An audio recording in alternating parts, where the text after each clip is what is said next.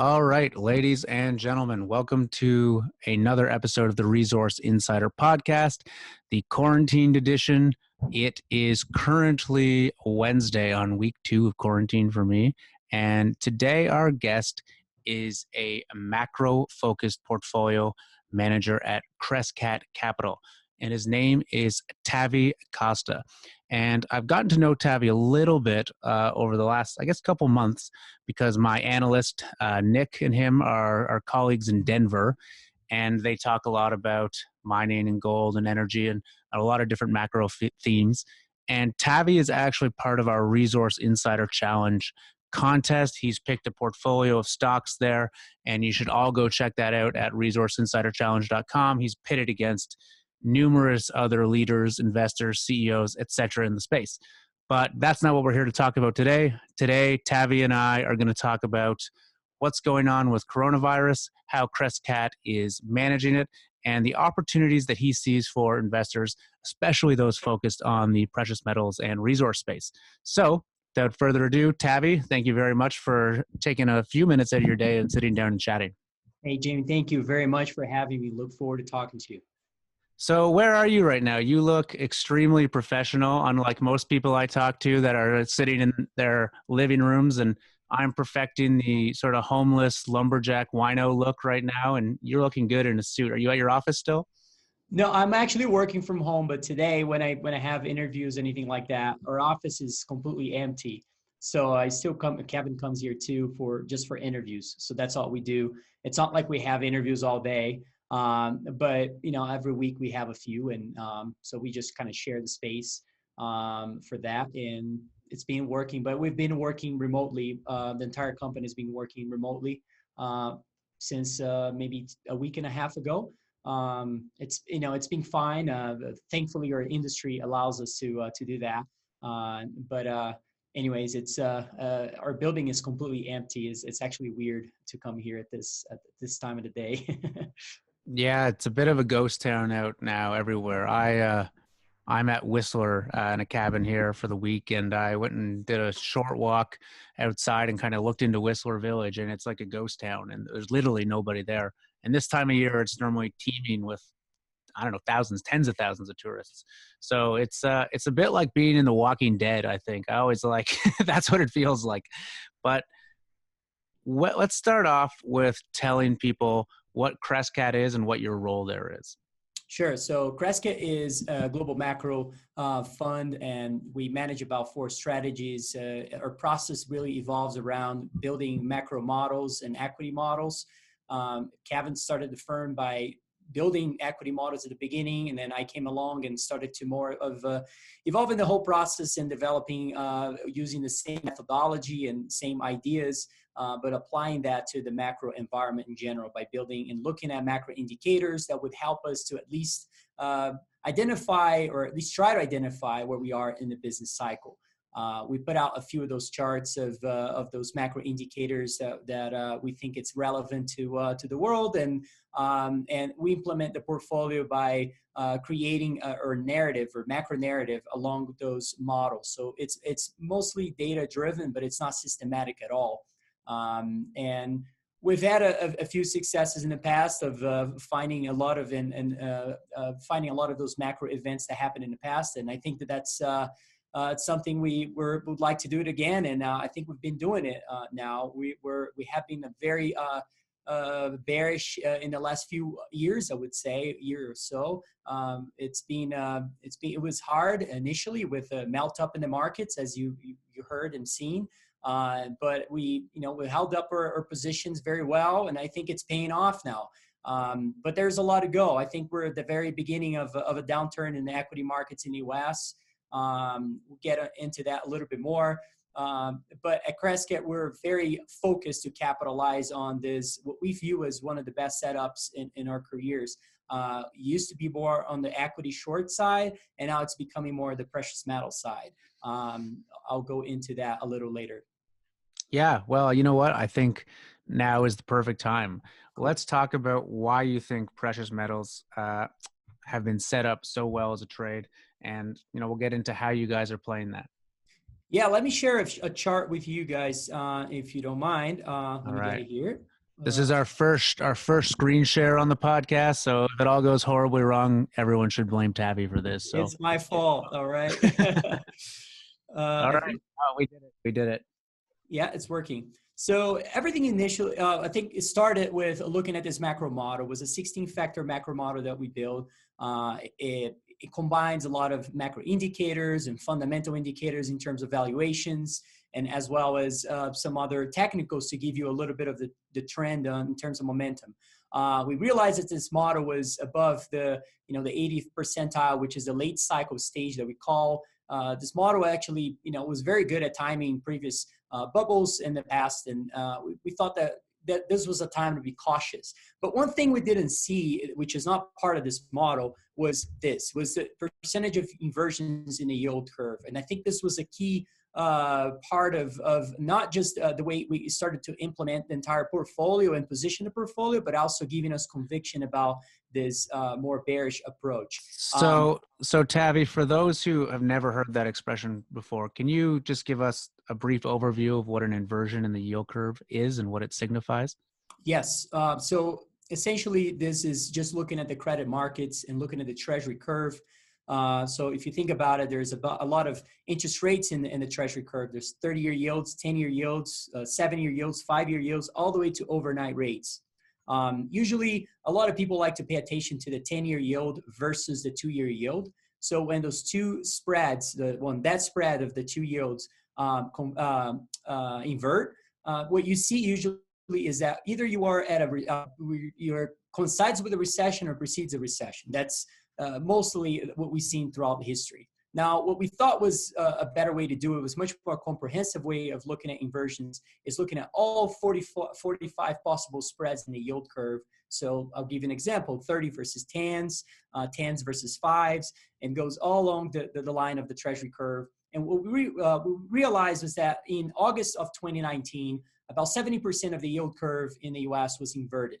And when you look back in history, as you can see in this chart, every time that happened, it preceded or coincided a recession. But most importantly is that when you look at more empirically, what are the best assets for you to own? And this chart here, this was for us, it was where we felt more comfortable with precious metals, was that what we realized is that there are a few times in history that when you reach this 70% percentage of inversions in the yield curve, that sometimes treasuries work well, sometimes gold works really well, but in average, for instance, stocks tend to decline by about 27% in the next 2 years. And the other part that we saw was that gold to the S&P 500 ratio was actually the best asset or best way to position your portfolio during times like this. The blue line there is just looking at S&P 500 ratio since we had this 70% handle in the inversions. And the white line in this chart is just looking at times when, so the yellow line is just all the other 5 times that happened throughout history. And the white line is actually looking at the times when you have this commodities to equity ratio at a massive distortion, which is exactly what we're seeing. Yeah. So this is a chart I've seen passed around the internet a lot over the last year. Can you break this down for us and explain why this is so important? Yes. So essentially, this gives you a sense of how historically overvalued equities were. In our calculation, if you looked at 8 fundamental factors or so, we realized that equities were historic overvalue in pretty much all those factors. Also, if you break down through sectors itself, you can also see that about 8 out of the 11 sectors are above the 90th percentile historically too, under things like EV to sales, for instance, or CAPE ratio, or EV to free cash flow, or just PE ratios adjusted for margins. I mean, there's so many indicators today, or not as much today anymore, but that were at times that we never seen before. It was very similar to euphoric levels that we've seen in 2000 and 1929 levels. Now, this chart is important is because when you're looking at gold to S&P 500 ratio, and you look at all those times that we had such a level of inversions in the yield curve, is that when this commodity to equities ratio was so distorted historically, it was actually the best times for you to own gold and sell stocks. And when I say sell stocks, I mean short stocks. Here at Crescat, we decided to take a different approach. Rather than just shorting S&P 500, we decided to just use our models and look for the most overvalued companies you can find in the world. And then in terms of precious metals, not just being long gold, but being long silver and some other precious metal stocks. So that's where it comes about in terms of implementing that in the portfolio. But I would Tavi, say, can I ask you, just as a quick tangent, what are some of the most overvalued companies you've seen in the world, if you're able to talk about that? Yeah, I think some of them were in the software industry. We've seen a few of the companies there trading at absurd valuations of 50, 60 times annual sales.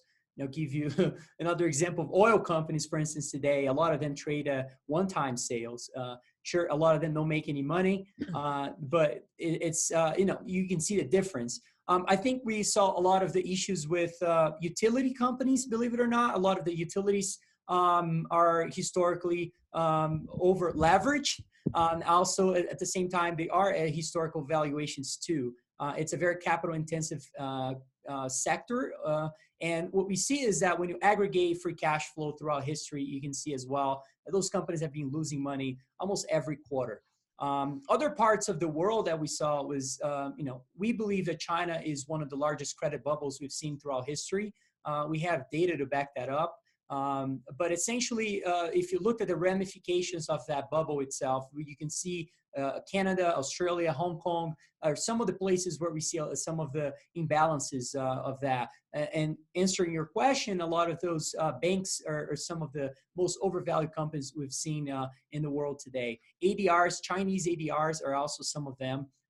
There are some other pockets of the market. But I would say the technology was also a big sector that had a lot of companies that looked in an interesting setup as a short seller, I would say. Yeah, I think those are the most ones. Pretty much like I said, 8 out of 11 sectors are historic valuations. So pretty much if you pick any of the sectors, you're in good hands on the short selling side. The real question was when the bubble was going to pop, and I think the coronavirus kind of did that in terms of becoming a trigger. But anyways, I think that there's plenty companies still. There's a lot more downside in my view. The passive income bubble, or the passive, I should say, the investment passive investment bubble in general, I think was one of the reasons why we see this sort of excessive valuations across all the sectors overall. But even after this sell-off that we had in the markets now, when you look at total market cap to GDP, we're just reached the level of the housing bubble right now. And sure, I know that GDP will plunge very soon and will cause this ratio to rise, but it just puts into perspective of how we were truly at massive valuations. But anyways, one thing we saw here in this market more recently that I thought was interesting, and I think you probably saw this chart, is I think that this cycle was marked by a lot of reliance on central banks in general. That money printing was going to continue to prop up equity markets. And what we saw back in September of 2019 with the repo market crisis, I think that was a liquidity issue. And a lot of people actually saw that the opposite way. Since the Fed was expanding its balance sheet, everyone was seeing this as an opportunity because it was increasing liquidity in the markets, when it was actually quite the opposite. It was a lack of liquidity, and it was probably driven because of the government is having to issue even more bonds, and the Federal Reserve is having to step in and purchase those. So I think that this was more of a technical issue. And what we saw more recently is this, the sort of, a lot of people used to say that equity markets and the Fed balance sheet, it was supposed to be positive correlated, when actually, as you see in this chart, it's quite the opposite. We're seeing central banks' balance sheets actually rising globally, while S&P 500 is just going lower and lower. Global markets are going lower. And I think the dynamics now, and why going back to that gold to S&P 500 ratio idea, if you look at this chart right now, this just gives you more conviction into the precious metals becoming more of a hedge on the long side if you have a portfolio position the way we are. So as you can see, the dynamic that we're seeing more recently is that since the market peaked, which I think it peaked in February 19th. The one thing you see when you have those relief rallies, like we had today, for instance, but we had plenty of times here, some other days as well, is that gold stocks and silver stocks have actually been outperforming the market. They've been outpacing the equity markets, overall equity markets. And that for us as a hedge fund is a very interesting thing to be looking at, because. And sorry, over what time period have they been outperforming the general equity markets? Yeah, since February 19th, every time you have not when the market is declining, when the market is having a relief bounce, watch for those relief bounces, because for us, when the market is down, we make money on the shorts, right? Now, Right. we need to look for ways to hedge the portfolio when we have those relief bounces, and which is going to happen. Those happen in any other recession, any other bear market throughout history.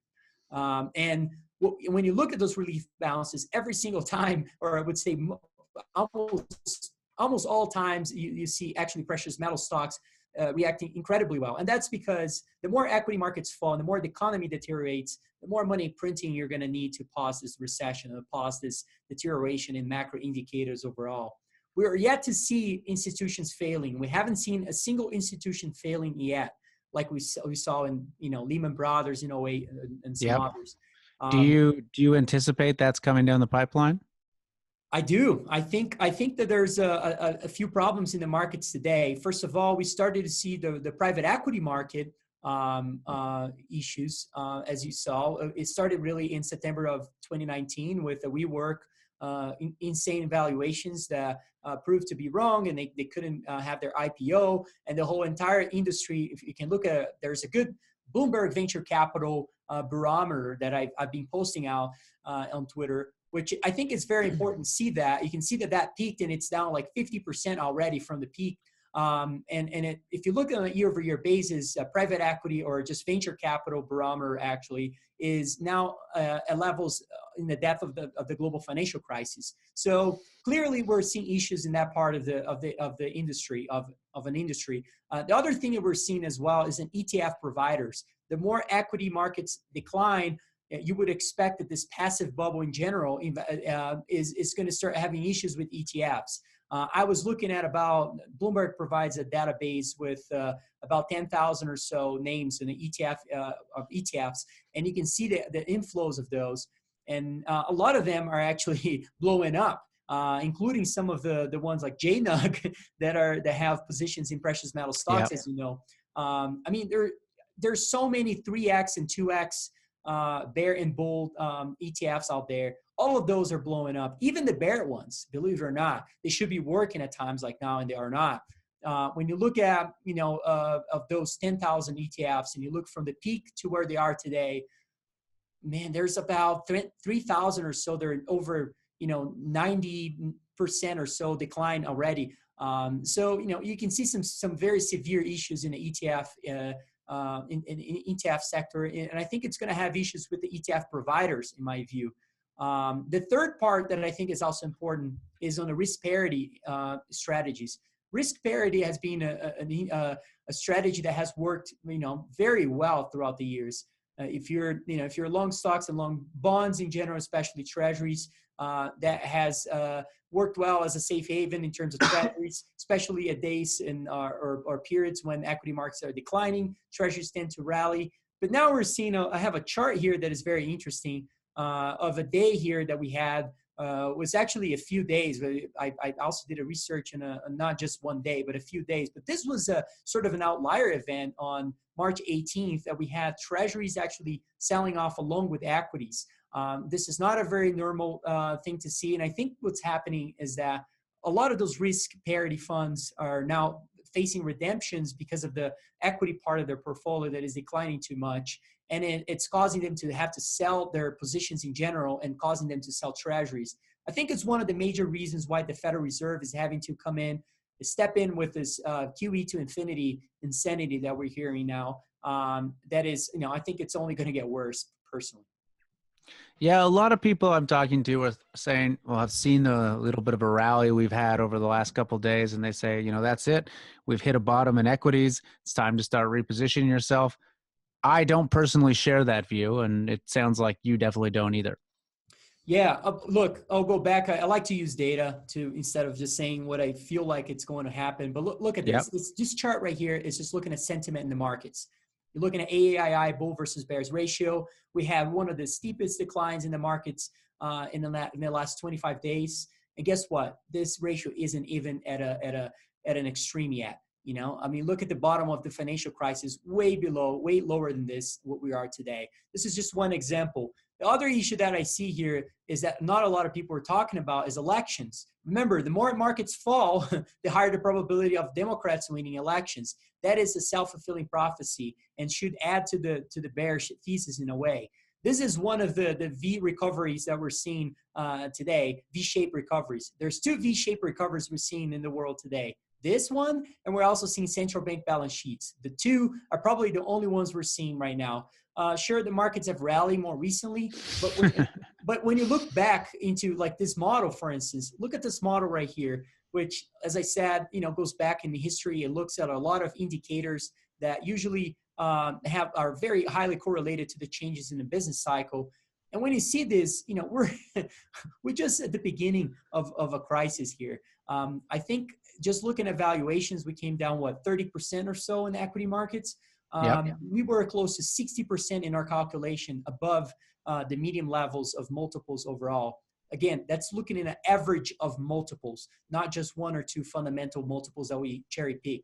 And this is important because markets work as a pendulum. So usually you don't go back to your medium level, you actually surpass that level. And that's why we see throughout history those 70 and 80% declines in equity markets. I think that's a huge part of our thesis. We're still positioned on the short side. We have covered a lot of our short positions more recently. As you know, if you're short the market and your position works, your position actually shrinks. So we've been letting those play out for a bit and been adding more to the precious metals market, as I think that those are going to be the ones really working more in the next leg here of the bear market. Great. So a lot of the people that are going to be listening to this are investors at home. They're not a hedge fund. They don't necessarily have the sophistication to be laying on all the shorts and that you do.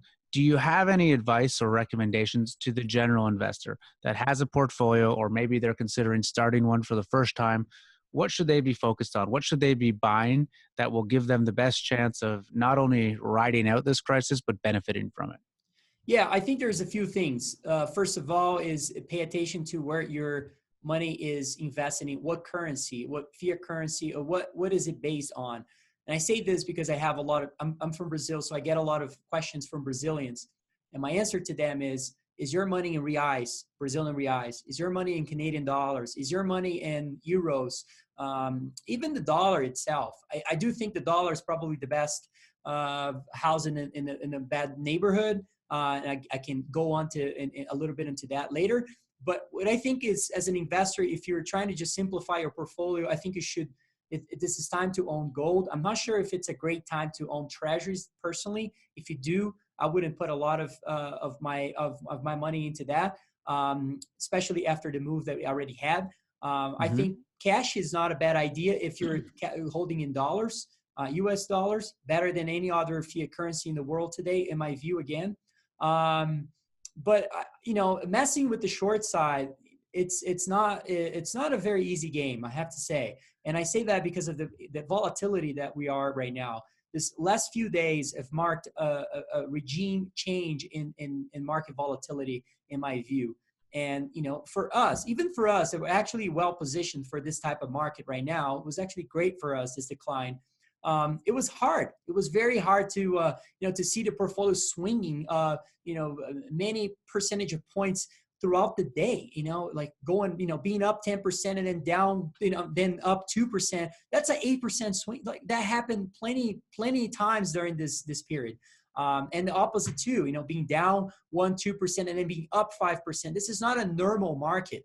Not something that if you're not used to it emotionally, I don't think you should be playing the market at all. When people ask me, isn't it in crisis that you're supposed to be allocating money and to make good investments? Yeah, but we're in the middle of a crisis. We're not at the bottom of a crisis at all, in my view. So I think that's a big difference. I would be cautious. I would allocate money into dollars and gold. That's really what Yeah. I would do. Um, Yeah, this what's going on right now is, is certainly not for the faint of heart, and it looks like even a lot of professional money managers are frankly freaking the hell out about what's going on. When you talk about buying gold, do you mean physical gold or do you mean gold equities? For the funds, we don't buy physical gold. We buy just on the future markets, which I know there's a big debate between paper and physical gold Hmm. nowadays. I do think that I believe that gold prices will still follow along. Meaning, if you hold the paper gold, is still you still be fine. I think if the market rallies in your favor, if gold goes to 3,000 or so, I do think that it's you're still going to be fine owning the paper gold, especially in the future markets, in my view. I think precious metals is a great way to play as well. We've been doing a lot of that. We can get into that a little bit. Silver as well. We own a lot of silver, a lot more than we ever owned in the past. And I think the setup for silver is as good as it gets. And I thought we were already at that setup even prior to this sell-off. And now it just intensified the whole thesis, in my view. I think silver is probably the cheapest macro asset in the world today. And we're a big holders of that asset, no doubt. So before we take off, you mentioned something earlier that I wanted to touch on, is that you were short basically the Chinese and Hong Kong dollars, right? Or the Hong Kong Yeah. dollar and the Chinese renminbi. What is your view on the economy of China at this time? Obviously, you're pretty bearish of it, but can you give us an overview of what led you to that and what you think is going on there? Yeah, I think every cycle of bull markets in general has some country or industry or sector that is at the center of those imbalances that are created during a bull market. This time, I think, was China. You can see that by looking at their banking assets relative to GDP, which is about $40 trillion right now, and banking assets relative to a GDP that's about 300% of that proportion. And what you see there, in my view, is that first of all, you have a housing bubble in a lot of parts of China. We calculated that by looking at comparing the home builders in the US versus the property developers in China. When you look at the property developers in China, for instance, and you put them all together, you can see that in accumulative numbers, they lost close to $300 billion of free cash flow since the global financial crisis. At the same time, they added close to $600 billion of net debt. So that distortion clearly is a problem. We've had some sort of infrastructure bubble in China for some time now. The real question is what was going to pop the whole bubble? And a lot of times it's the cost of capital is what triggers that. And the cost of capital rises when you have extreme debt levels is when you can't service that debt anymore. And that's what causes the whole issue to unfold. In China right now, we're seeing inflation, number one. And that was caused by the pork prices rising initially, doubling or so. And then you had food inflation about 20%, and then now overall inflation is probably at about 5% or so in China. When you have a lot of debt, that is a big problem. Number one. Number two, you're having companies starting to default. When you have that as well, usually the bond market and the equity market won't provide you capital as cheap as they used to. So your yields for your debt when you issue debt is probably going to be higher, and that usually causes cost of capital to rise. I think the combination of that was a problem. The other issue was also the political crisis in Hong Kong was unfolding last year. It was another sort of a trigger of a lot of the issues we're seeing. And I think another problem was the virus. So if you think about the sequence of facts that happened in China, the virus outbreak started in China. So that was the manufacturing plant of the world shutting down completely and not producing anything because they're having to deal with the outbreak of the virus. And then what happened is China is fine now. It's getting better. It's coming back to normal. And at the same time as the whole world now is shutting down. So demand is becoming a problem, right? Because there's no one is really buying as much or consuming as much as they used to. Right. I think that's going to become a problem because China has since the global financial crisis, its current account has shrunk close to 9 percentage points. And that is an issue when you have a country that is in desperate need for dollars because of that. So shrinking current account has been a problem. We put a chart, I don't have a chart here, but that you can look at, that the shrinking current account usually coincides with the appreciation of currencies. Argentina was a great example of that. There's plenty others. And I think that when you look back in history and you see how does credit bubbles tend to unfold, especially in emerging markets, is that what you see is that gold prices in local currency terms tend to rise. And in our view, gold in renminbi terms will start rising. We saw in 2019 some nonsense thesis that China was pegging their currency with gold. That has proved to be completely wrong. Gold in renminbi terms has been rising significantly. That's what we call the macro trade of the century, being long precious metals in renminbi terms and being short global stocks. So far in 2019, precious metals part worked. This year has been the shorts, and I think the precious metals is going to start working very soon again. All right. Well, Tavi, I know you got a lot going on, so I'm going to leave it there. But is there anything you want to leave our listeners with, things that I haven't asked that you think they should be thinking about at this time? I'll show two charts that I think are important. One is right on the screen right now, which is the gold to silver miners performance that a few days ago that I put this chart. This was the case. It was the worst performance on a quarterly basis ever for miners. And I think it poses an incredible opportunity when you have negative yielding bonds all over the world. Also, you have central banks, acting the way they are acting today. Another chart that I think it's interesting is this one. It's just looking at the Philadelphia Stock Exchange for Gold and Silver Index, and you can see this is also, I joked it on Twitter. Find me an industry that is trading below levels of 1980s, and it's also it should benefit from this insanity that we're hearing from central banks of QE infinity. So I think that this is an incredible opportunity. You know more than I do in terms of digging into specific names. And I think from a macro level, this is as good as it gets as a bull case for an industry. All right. Well, thank you very much, Tavi. And I know that you are very active on Twitter and you put out a lot of great information. Where can our viewers find you there? I would say a few ways. At T Costa on my Twitter handle. I also have, I'm very active on LinkedIn. I do the same thing I do on Twitter, on LinkedIn, and also on Instagram. I have a small account there. It's just growing now. And our website, we put out our letters. That's where we put out videos, letters, and all the good stuff. We think it's good stuff. I think it's important if you're interested in going more in deep more deep on all this analysis. I think our website has a lot of letters and updates that are great. It's crescat.net. And yeah, feel free to contact me if you have any questions, if you would like to use any of these charts and anything else. All right. Thanks a lot, Tavi. And for those listening on audio, I highly recommend you check out our YouTube page for this one because there's a great video and a lot of charts accompanying this. And that's just Resource Insider at YouTube. And wherever you're listening to us, please hit subscribe. We don't make any money off these videos or these podcasts. So it's always helpful to have more people listening and help us get the message out. So thanks for taking the time. And Tavi, thank you very much for sitting down. Thanks, Jamie. I appreciate it.